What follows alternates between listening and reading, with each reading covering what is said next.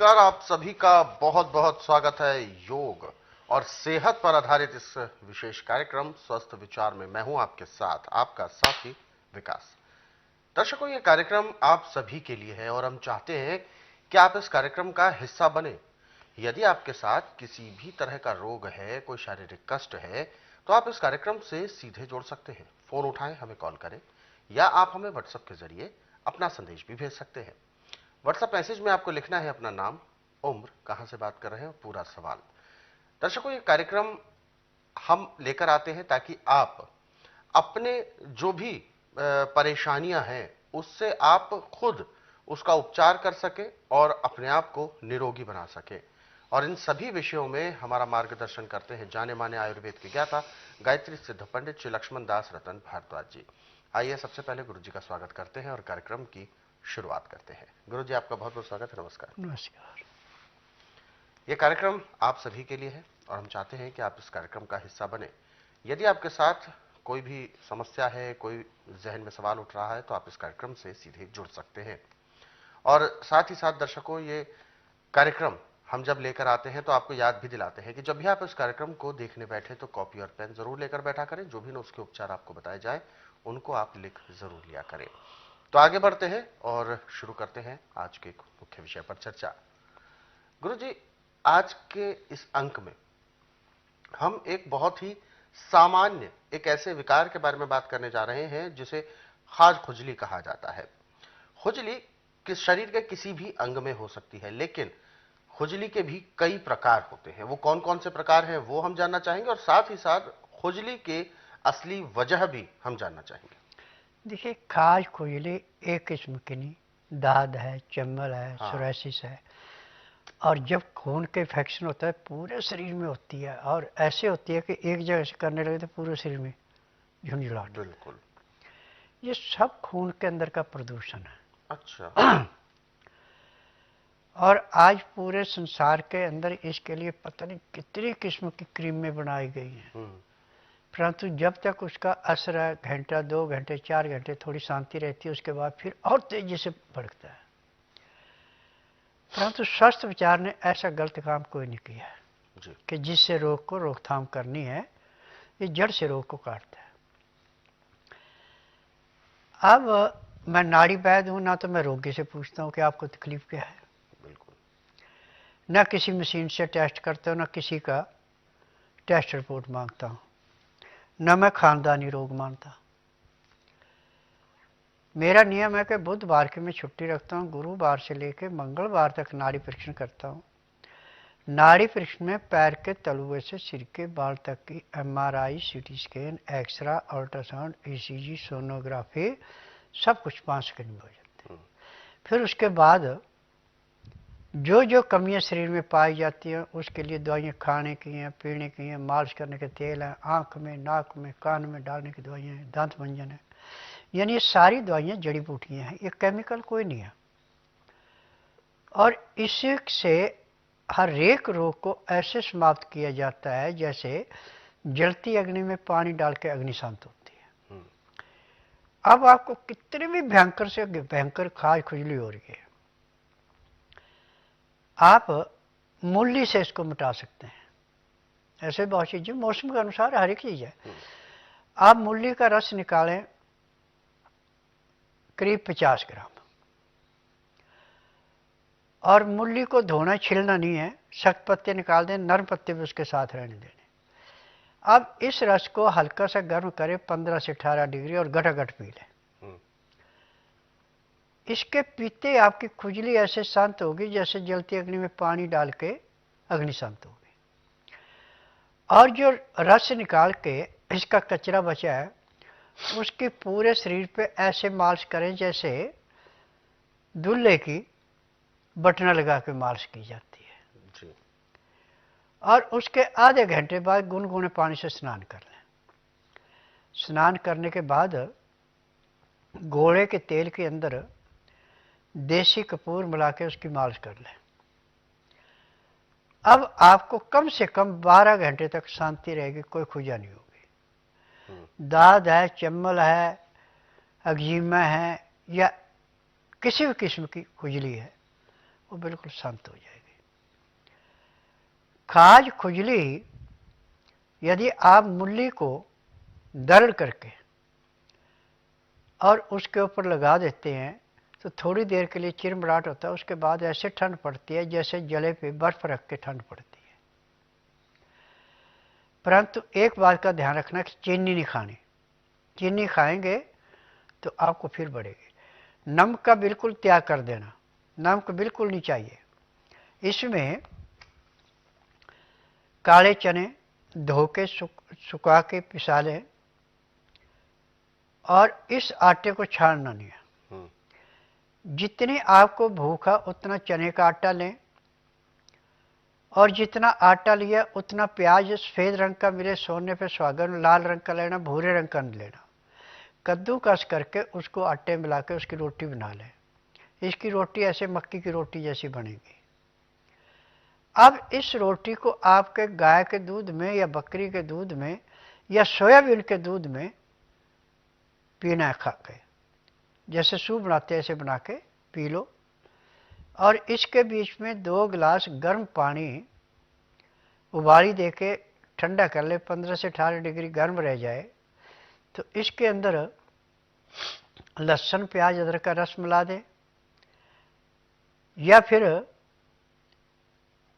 धीमा सा काला नमक, काली मिर्च, नींबू का रस मिला दें। ये पानी आपने बीच में पीते रहना। जैसे आपने 4-5 ग्रास खाना खाया, फिर 2 घुट पानी पिया, फिर 4-5 ग्रास खाना खाया, 2 घुट पानी पिए। पानी पीने में, खाना खाने में पूरा 1 घंटा लगा दें। फिर उसके बाद दातन कूड़ा करके 5 मिनट के लिए वज्रासन बैठ जाए।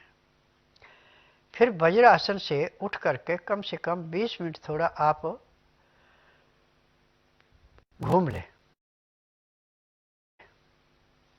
चल फिर ले। फिर उसके बाद 20 मिनट के लिए सब आसन लेटें।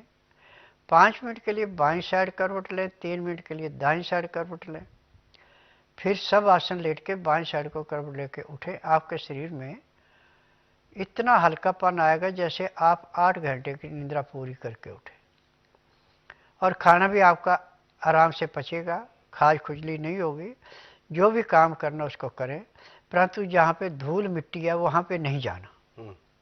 यदि जाएंगे उसमें धूल मिट्टी में जो उसके कीटाणु में, वो फिर आपको दुखी कर सकते हैं। रात्रि का खाना दिन अस्त होने से घंटा 1.5 घंटा पहले खा लें। तरीका वही है जो सुबह का है, परंतु इसमें वज्रासन से उठ के कम से कम आपको आधा से पौना घंटा सैर करनी है। फिर उसके बाद घंटा 1.5 घंटा विश्राम करना। उसमें चाहे धार्मिक किताबें पढ़ें, चाहे धार्मिक सीरियल देखें, चाहे परिवार में, अड़ पड़ोस में, रिश्तेदारी में बातचीत करें, आपकी इच्छा है। ठीक रात 9 से 10 के अंदर सो जाएं। सुबह 4 बजे आपके पेट में ऐसे अलार्म लगेगा जैसे घड़ी पे लगता है। यदि एकदम उठ गए तो ठीक है, यदि आलस किए तो कपड़े भी खराब, इतना प्रेशर बन जाता है। पहले आपका पेट साफ होगा, बाथरूम बाद में आएगा। फिर उसके बाद फ्रेश होके दातन कूड़ा करके आधा घंटा कपालभाति, 15 मिनट भस्त्रिका, 8-10 बार अग्निसार, 15-20 बार उज्जयी, 25-30 बार भ्रमणी, 5 मिनट कुंभक, 1 घंटा लोन वलोन करना अति आवश्यक है। तो आपके खून की शुद्धता होगी। फिर उसके बाद मंडूकासन, पवन मुक्तासन, गौमुखासन, हलासन, सर्वांगासन, शीर्षासन, बटरफ्लाई। फिर बाद में आप सूर्य नमस्कार कर लें। तो मैं दावे से कहता हूं कि यदि मेरे कहने के अनुसार चलेंगे और आर्टिफिशियल चीज़ों से दूर रहेंगे तो आखिरी सांस तक ना तो आपको किसी डॉक्टर के, हकीम के पास जाना पड़ेगा और ना ही किसी किस्म की दवाई की जरूरत पड़ेगी। यदि छोटी मोटी कोई आपको परेशानी होगी तो टीवी के माध्यम से जो नुस्खे मैं उसके अनुसार बताता हूँ, यदि आपने लिख के रखे तो उसको ले ले, या लिख के नहीं रखे हैं तो आप मोबाइल पे देख रहे हैं तो इसको सेव कर लें। इसको निकाल के नुस्खे को अपनाएं और अपने रोग से मुक्ति पाएं। 100 मरीजों में से सिर्फ 10 या 15 मरीज आते हैं मेरे पास 85 से 90% मरीज जो अपने घर में ही बताए गए उपचारों से अपना उपचार कर रहे हैं। ये मेरे इस प्रोग्राम की विशेषता है।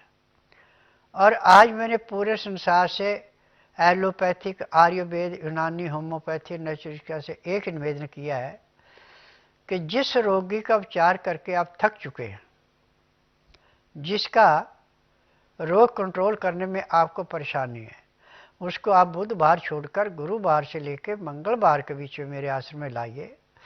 जिस दिन लाना उस दिन रात्रि 10 बजे तक खिला पिला के दातन कूला करा के बड़ी इलायची मुंह में चूसने के लिए दे दें। सुबह जब तक नाड़ी परीक्षण किया तब तक एक बूंद भी पानी मुंह में नहीं जाना चाहिए, न कुछ खाने को देना। 9 से 10 के अंदर उसका नामकरण कराना। 10 से 12 में नाड़ी परीक्षण करूंगा। नाड़ी परीक्षण में पैर के तलुए से सिर के बाल तक की MRI, CT scan, x-ray, ultrasound, ECG, sonography नाड़ी परीक्षण में 5 सेकंड में हो जाएगा। फिर उसके बाद दवाई दी जाएगी। दवाइयाँ खाने की हैं, दवाइयाँ पीने की हैं, मालिश करने के तेल है, आँख में, नाक में, कान में डालने की दवाइयाँ हैं, दांत मंजन है, यानी ये सारी जड़ी बूटियाँ हैं। और उसी दिन उसको कम से कम 20% परमानेंट इलाज आराम मिल जाएगा। 15 दिन में उसको 40 से 50% आराम मिलेगा। महीने 1.5 महीने में रोग समाप्त होगा, दवाइयाँ बंद हो जाएंगी। क्योंकि मैं जड़ी बूटियों से इलाज करता हूँ, मैं कोई केमिकल नहीं बेचता और मैं दूसरे की दवाइयाँ बनी बनाई नहीं बेचता। मेरी अपनी फार्मेसी दवाइयाँ बनाने की, मेरी दवाइयाँ रजिस्टर्ड है, पेटेंट है, इनका साइड इफेक्ट कोई नहीं है। किडनी की दवाई और कैंसर की दवाई मेरी पेटेंट है। बिल्कुल। तो दर्शकों, ये जो नुस्खे और उपचार बताए जाते हैं ये हम सभी के लिए बहुत ही ज़्यादा अमूल्य होते हैं। इसीलिए आप सभी से हम याद भी दिलाते हैं, अनुरोध भी करते हैं कि कार्यक्रम को देखने बैठते हैं तो कॉपी और पेन जरूर लेकर बैठा करें। इन उपचारों को आप मिस ना कर दें, यानी चूक ना हो जाए इनको लिखने में, तभी आपके जहन में ये उम्र भर नुस्खे और उपचार बने रहेंगे। हालांकि ऐसे नुस्खे जो हैं, जो कीमती जो नुस्खे हैं, और भी कई विषयों में आप जानना चाहते हैं, अलग अलग रोगों के बारे में जानना चाहते हैं, तो स्वस्थ विचार पुस्तकों के जरिए भी आप पढ़ सकते हैं। इन पुस्तकों को गुरुजी ने अपने कई वर्षों के अध्ययन और अनुभव के बाद ही तैयार किया है। तो ये पुस्तकों का लाभ आप घर बैठे उठा सकते हैं। इसके लिए आपको हेल्पलाइन नंबर्स पर कॉल करना है। नंबर आपकी टीवी स्क्रीन पर है। सुबह 10 बजे से लेकर शाम 5 बजे के बीच में आप कॉल कर सकते हैं। और यदि दर्शकों आपको इस कार्यक्रम में अभी जुड़ना है, किसी भी प्रकार का कोई शारीरिक कष्ट है, कोई भी जहन में सवाल उठ रहा है, तो आप सीधे इस कार्यक्रम से जुड़े गुरुजी से मार्गदर्शन प्राप्त कर सकते हैं। इसके लिए आपको करना है केवल कॉल, हमें कॉल करें, या इसके अलावा आप हमें व्हाट्सएप के जरिए भी अपना संदेश भेज सकते हैं। व्हाट्सएप मैसेज में लिखना है अपना नाम, कहां से बात कर रहे हैं वो स्थान, और पूरा सवाल हमें लिखकर भेजें ताकि आपका सवाल लिया जा सके, आपको मार्गदर्शन प्राप्त हो सके।